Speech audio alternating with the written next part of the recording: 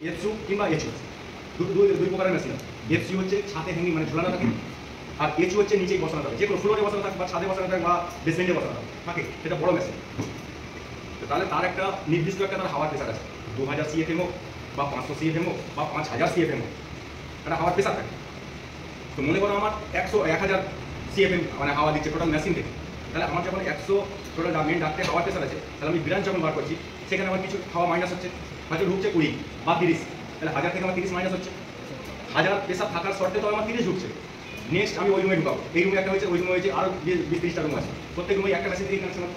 তাহলে ফার্স্ট রুমে যখন আমার 1000 প্রেসার আছে 30 ঢুকবে, দ্বিতীয় যে লাইনটা যাবে বা যে রুমে ঢুকবে তাতে কি 30 ঢুকবে?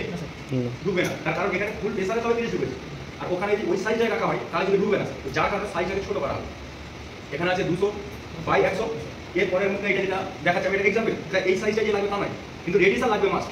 মনে করো এটা 200 বাই 100 আছে, এটা 200 আছে, এটা 100 আছে, এই মুখে কত আছে? 100 বাই 100, তার কারণ হাওয়ার প্রেসারটাকে আবার নতুন করে তৈরি করার জন্য।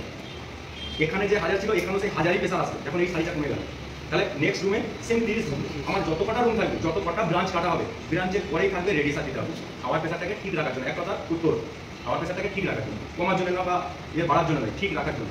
মানে 1000 আছে ফার্স্ট, লাস্ট পর্যন্ত আমার 1000 থাকবে, ঠিক আছে? সেন্টার টেপার কিংবা সাইড টেপার, নির্দিষ্ট করে নেই যে তোমাকে সেন্টার টেপারই দিতে হবে, সাইড টেপার দিতে পারো, সেন্টার টেপারও দিতে পারো, ঠিক আছে? তাহলে এই দুটো কাজ এটা গেল, এই 90 ডিগ্রি গেল।